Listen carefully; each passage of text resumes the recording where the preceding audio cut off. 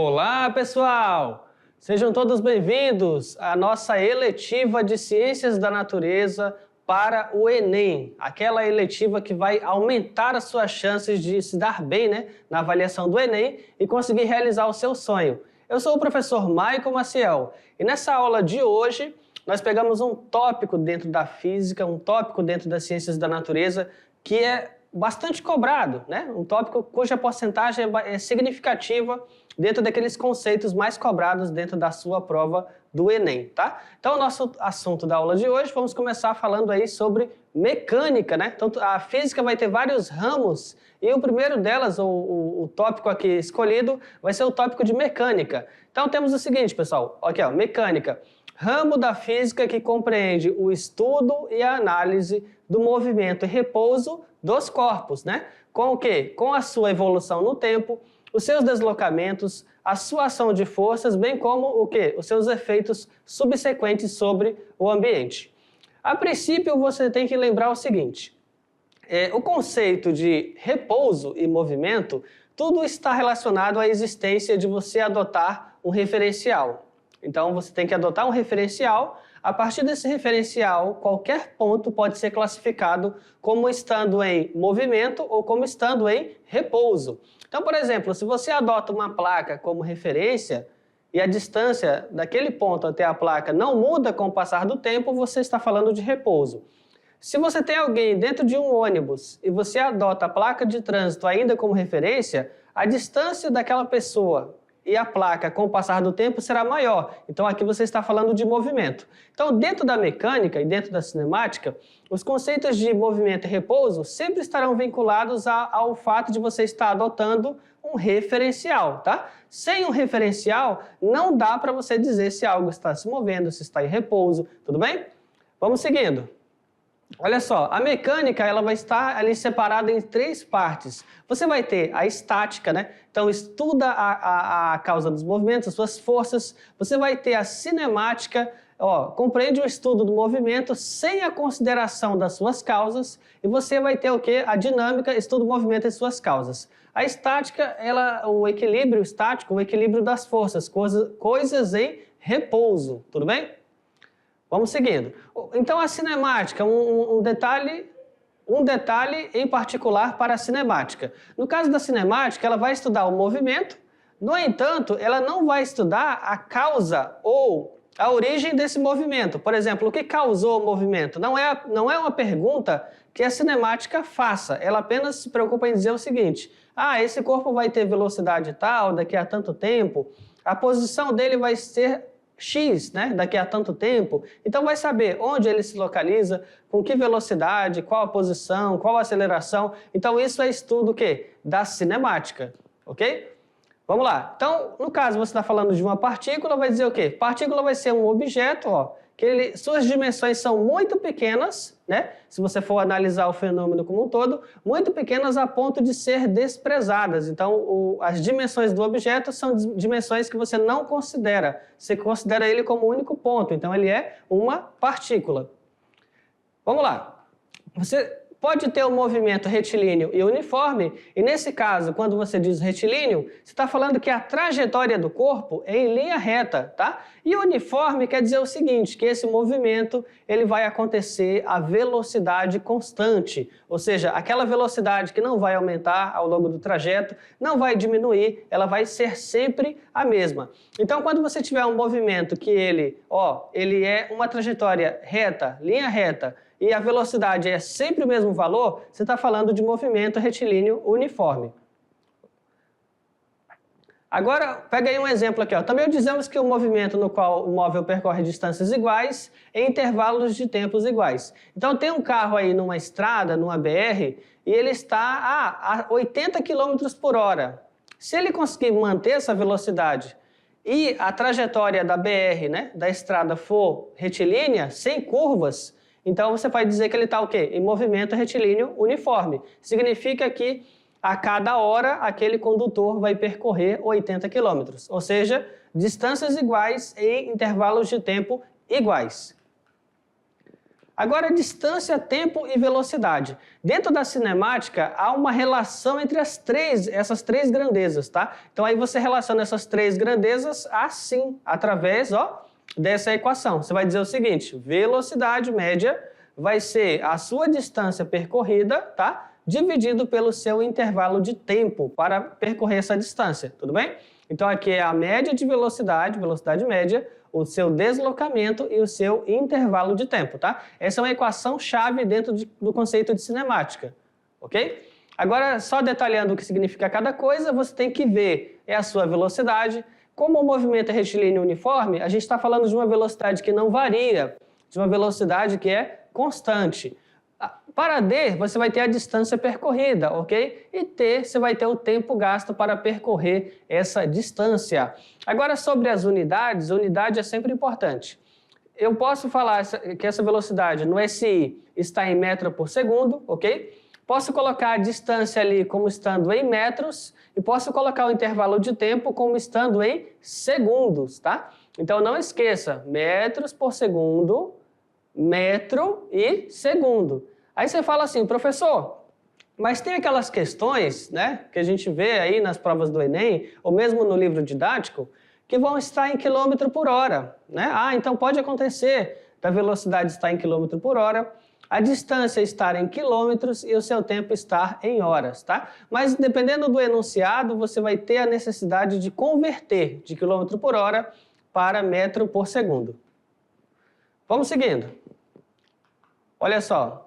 Então, você pode escrever essa equação agora dessa forma. Você pode colocar que a distância percorrida vai ser a multiplicação da velocidade pelo seu intervalo de tempo, tá? Então, da equação anterior, sabendo que velocidade é o quanto que você percorreu pelo intervalo de tempo, tu pode reescrever a expressão dessa forma aqui, ó. Quanto que eu andei? Quanto que ele andou? Andou o quê? A velocidade dele, né, constante, multiplicado pelo tempo que ele levou andando, certo? Então, o carro está lá a 100 km por hora. Ele andou 2 horas, então você vai multiplicar a velocidade pelo tempo do carro, tá? Eu posso também escrever uma equação horária do movimento, tá? A equação horária do movimento vai ser aquela equação que vai te fornecer a posição do móvel, tá? A cada intervalo de tempo. Então, por exemplo, tu sabendo qual é a posição inicial dele, aqui ó, tu sabendo qual é a posição inicial dele, você sabendo qual é a velocidade média dele, ótimo. Então, você vai ter uma função, tá? Que ele chama de função horária, e a partir dessa função você consegue saber a posição dele em cada segundo, né? Daqui a 10 segundos, onde ele vai estar? Dá para saber onde ele vai estar. Então, você consegue relacionar a posição dele com o tempo, tendo como conhecimento de onde ele partiu e tendo como conhecimento a sua velocidade média, tá? Dessa equação, você vai ter a tua distância final, você vai ter a sua distância inicial, você vai ter a sua velocidade média e você vai ter o seu tempo. Com relação às unidades, você vai ter metros, final, distância final, metros, distância inicial, metros, velocidade, metro por segundo e tempo, segundo, tá? Tratando o quê? Unidades do SI, Sistema Internacional. Vamos à nossa primeira questão resolvida, pessoal. Vamos lá, manda na tela. Um homem caminhando na praia deseja calcular a sua velocidade. Para isso, ele conta o número de passadas que dá em 1 minuto, contando uma unidade de cada vez que o pé direito toca ao solo, e conclui que são 50 passadas por minuto. A seguir, ele mede a distância entre duas posições sucessivas do seu pé direito e encontra o equivalente a 6 pés. Sabendo que 3 pés correspondem a 1 metro, a sua velocidade suposta constante é... Então, é uma questão que relaciona o quanto que ele está andando, né? A distância entre duas passadas direitas, a distância de pés entre uma passada direita e outra, ele faz um paralelo disso com a unidade metro, fala o tempo que aconteceu e te pede a velocidade. Então, essa é uma questão interessante de velocidade média, porque ela traz conceitos de grandezas relacionadas, traz o conceito de mudança de unidade, transformação de unidade e, finalmente, vai te levar a fazer o cálculo de velocidade média. Então, vamos lá. A cada vez que o pé direito toca ao solo, equivale a o quê? A 6 pés. 3 pés equivalem a 1 metro. Então, os 6 pés que a gente está falando aqui vai equivaler o quê? A 2 metros, tá? Questão de proporção. Se 3 pés equivalem a 1 metro, os 6, que é o dobro de 3, vai equivaler a 2 metros. Nesse caso, se ele dá 50 passadas, vai equivaler o quê? A 100 metros. Então, eu já sei que ele andou 100 metros. 1 minuto é 60 segundos, então o homem vai o quê? Percorrer 100 metros em 60 segundos. Então, eu tenho que identificar, ó, distância percorrida, D, o tempo que levou para ele percorrer, ΔT, e eu vou descobrir, ó, a velocidade. Então, nesse caso, velocidade vai ser o quê? 100 dividido para 60. Quando você dividir, você vai ter aproximadamente 1,667 unidade, ó, metro por segundo. Aí você fala assim, professor, qual que é a alternativa aqui? Não tem, né?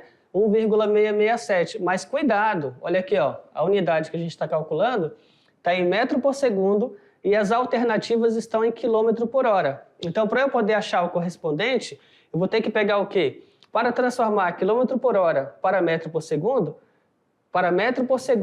em quilômetro por hora, eu vou ter que multiplicar por 3,6. Então, vou pegar aqui, ó, o valor encontrado, 1,667, e multiplicar por 3,6. Com isso, eu vou obter, ó, 6 km por hora. E esse, sim, nós temos, letra C, velocidade média, 6 km por hora.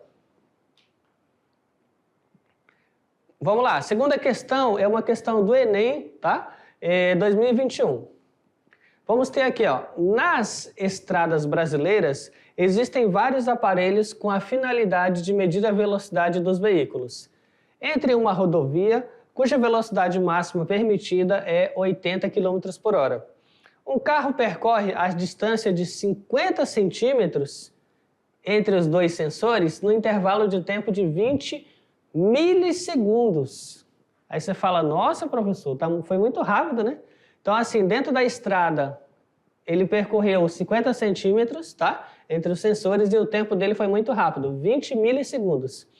De acordo com a resolução número 396 do Conselho Nacional de Trânsito, para vias com velocidade de até 100 km por hora, a velocidade medida pelo aparelho tem tolerância de 7 km por hora, além da velocidade permitida, né, na via. Então, ele dá uma variação aí, permitida. Considere que a velocidade final registrada no carro é o valor medido descontado o valor da tolerância do aparelho. Nesse caso, qual foi a velocidade final registrada no aparelho? Então, nessa questão aqui, você tem que pensar um pouquinho, refletir um pouquinho, porque ela é resolvida em 2 etapas.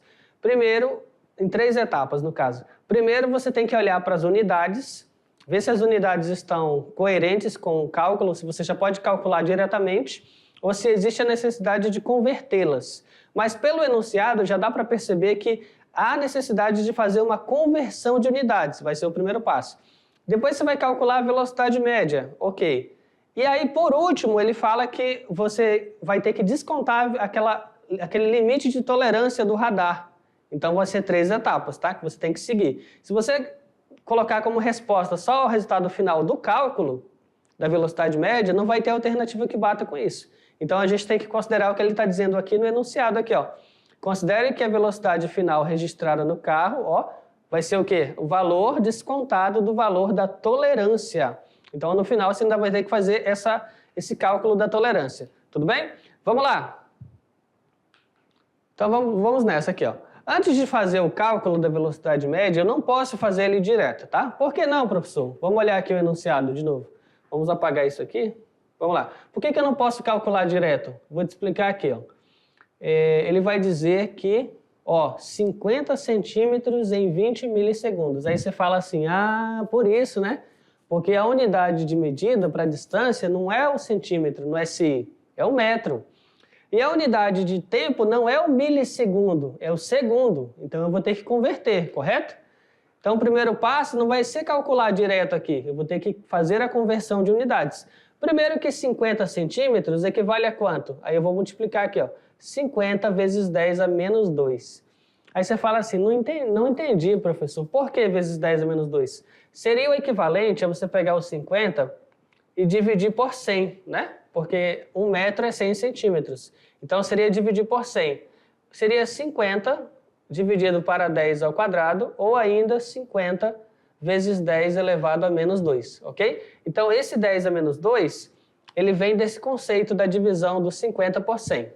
Nesse caso, aqui, ó, e o tempo, como é 20 milissegundos, vai ser o quê? 20 vezes 10 a menos 3, tá? Então, agora sim, esse valor está em metros e esse valor está em segundos.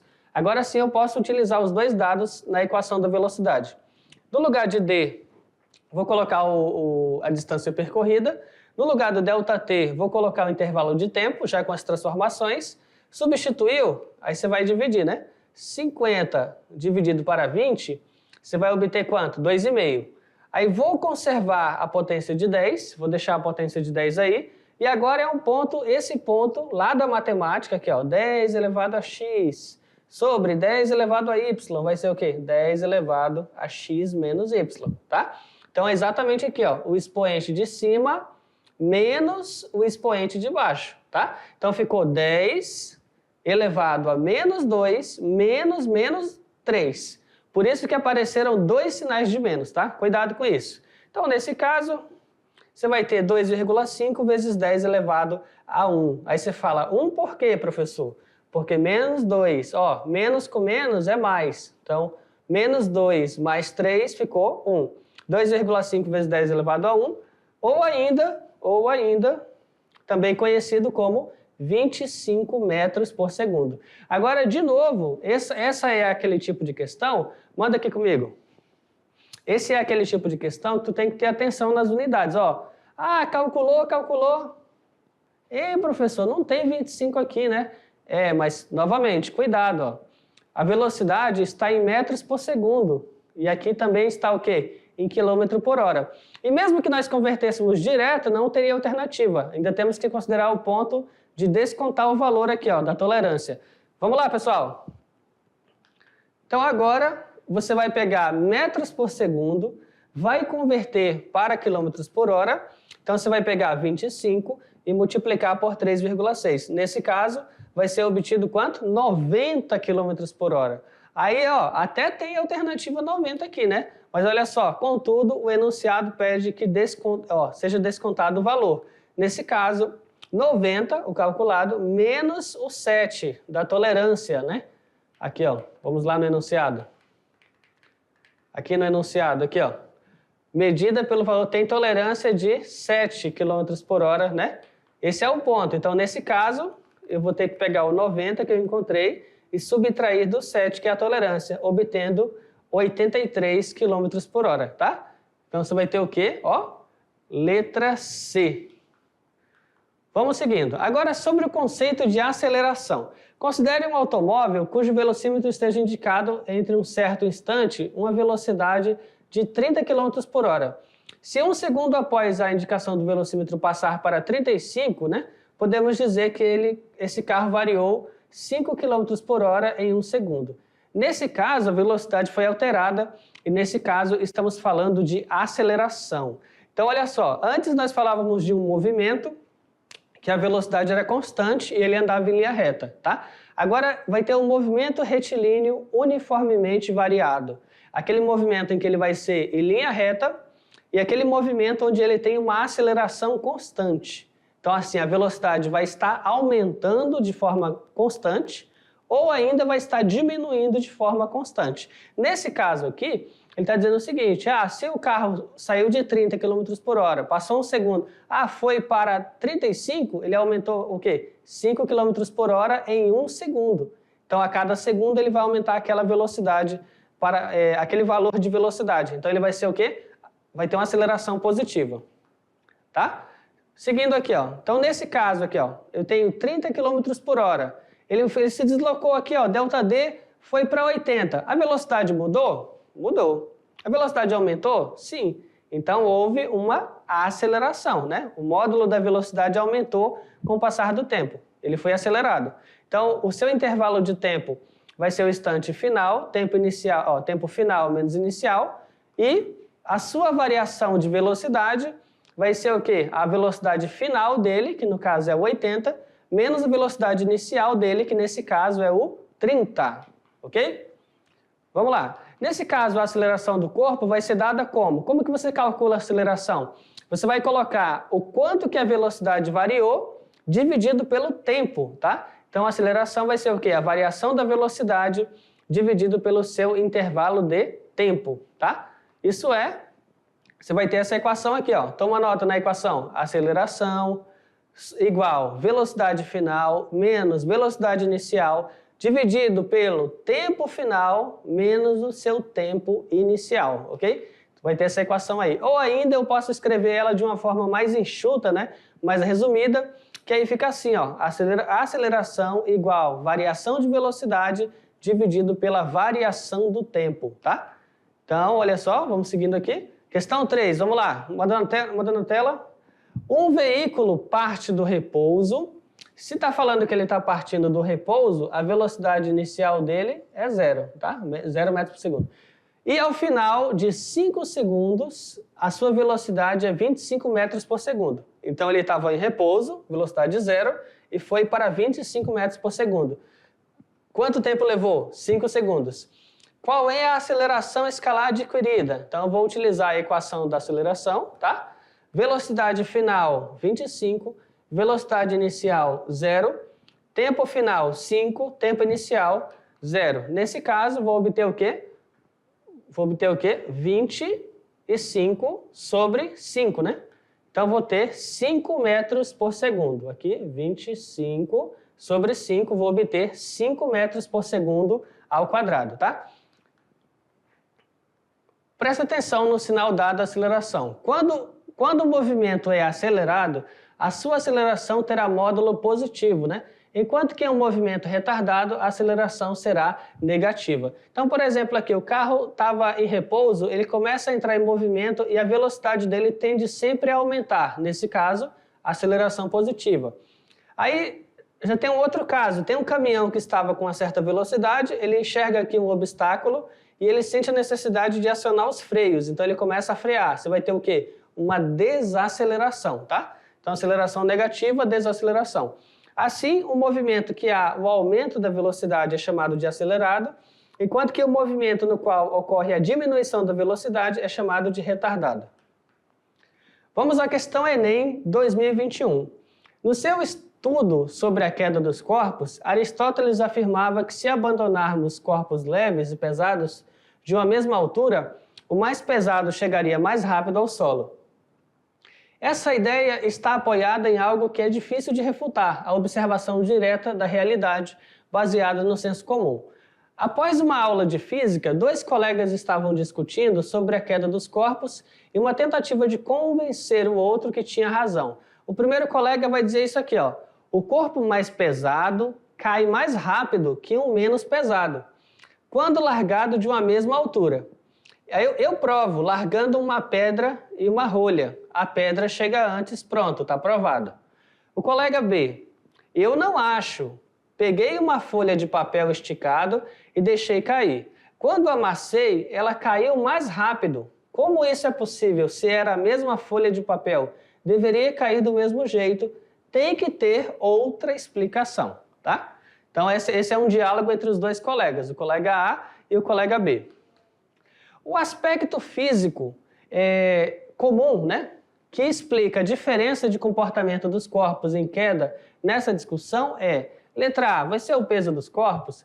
Vai ser a resistência do ar? Vai ser a massa dos corpos? Vai ser a densidade dos corpos? Ou vai ser a aceleração da gravidade? Nesse caso, pessoal, a resposta está na resistência do ar, né? No caso, a folha aumentada ela vai ter uma superfície e ela amassada ela vai ter uma outra superfície.